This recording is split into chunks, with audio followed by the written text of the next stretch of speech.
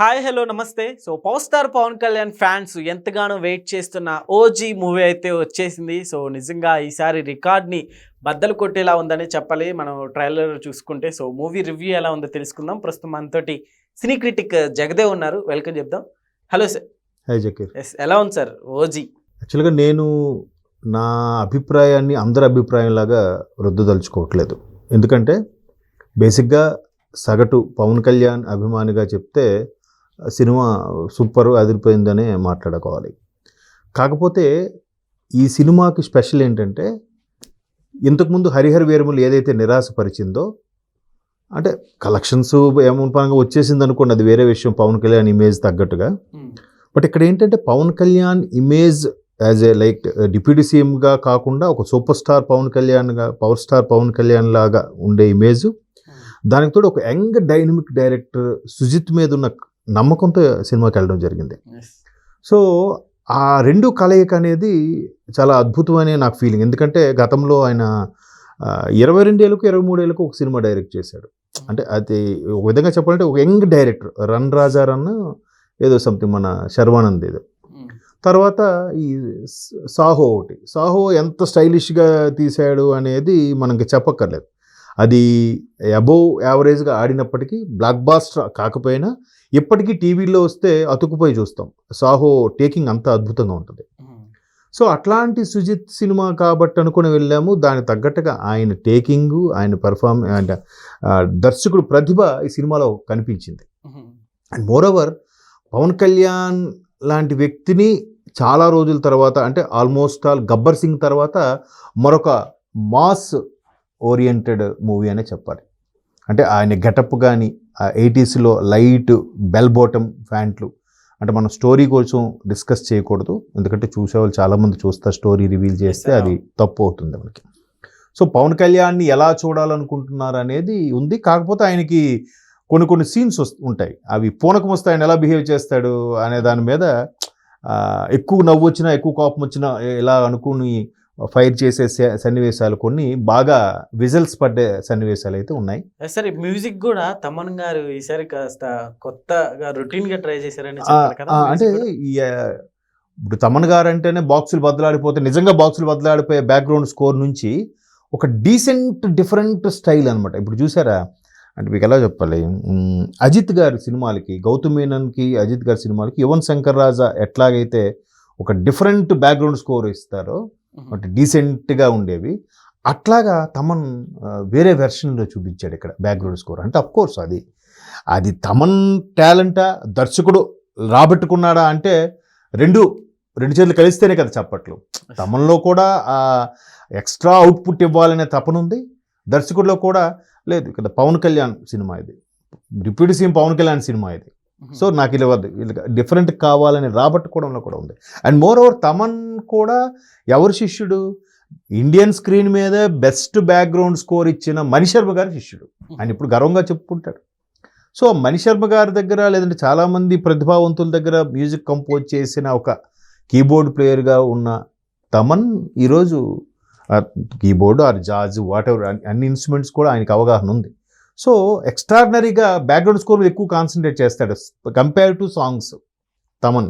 So అట్లాంటి తమన్ ఇందులో డిఫరెంట్గా మనకు మొన్న స్టేజ్ మీద కూడా ఫ్లూట్తో పాటు జాజ్ డ్రమ్స్ కొట్టేయడం, శివమణి గారి ప్లే చేయడం ఒక డిఫరెంట్ చూసాం మనం. అంటే ఒక ఇళయరాజా, ఒక మణిశర్మ అట్లా మిక్సింగ్ వస్తే ఈక్వల్ టు తమన్ లాగా అనిపించింది ఈ సినిమా బ్యాక్గ్రౌండ్ స్కోర్ వరకు. బట్ ఓవరాల్గా చెప్పేది ఏంటంటే సినిమా చాలా సినిమాల్లాగే ఉంటే అనిపించవచ్చు, కానీ సుజిత్ టేకింగ్ మనకు అక్కడ కనిపిస్తుంది స్పష్టంగా. దానికోసం సినిమాకి వెళ్ళాలి. అండ్ మోర్ ఓవర్ 80స్లో ఎలా ఉండేది, ఒక హీరోయిజం అన్నా, ఒక విలనిజం అన్నా, దాని ఒక డాన్ అన్నా డిఫరెంట్గా ఉండేది.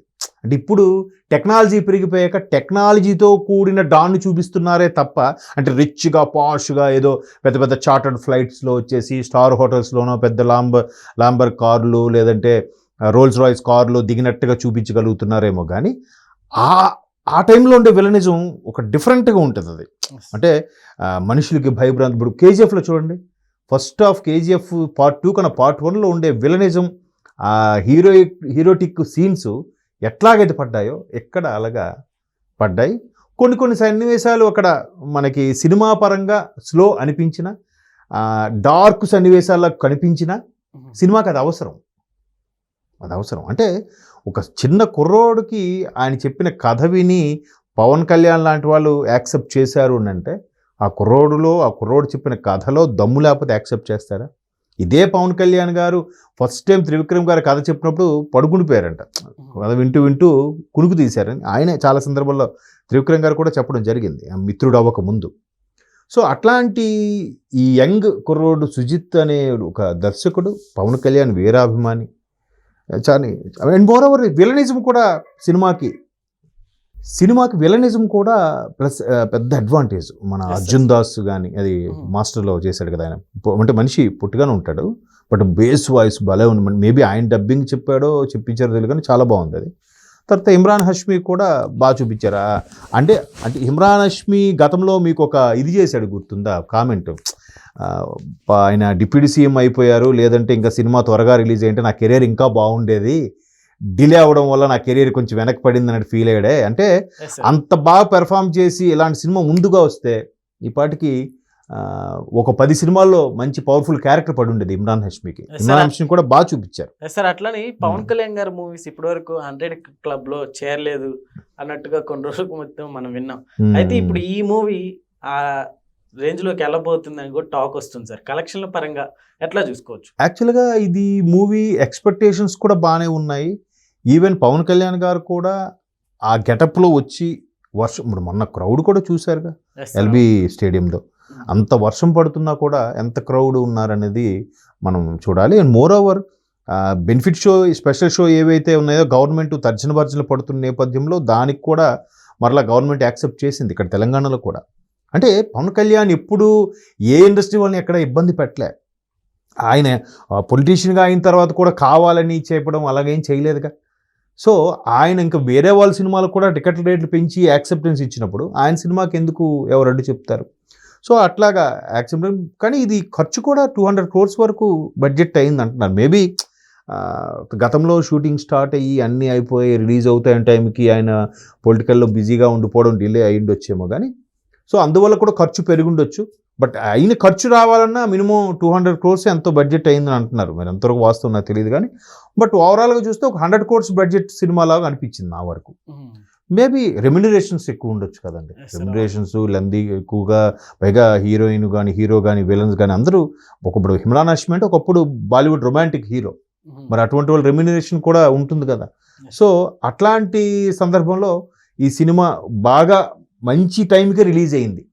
మంచి టైంకి రిలీజ్ అయింది కాబట్టి మీరు అనుకున్న 100 crores క్లబ్ ఈజీగా గట్టిన అయిపోతుంది. దాంట్లో పెద్ద ఆలోచించాల్సిన అవసరమే లేదు. దట్టు పవన్ కళ్యాణ్ సినిమా కాబట్టి.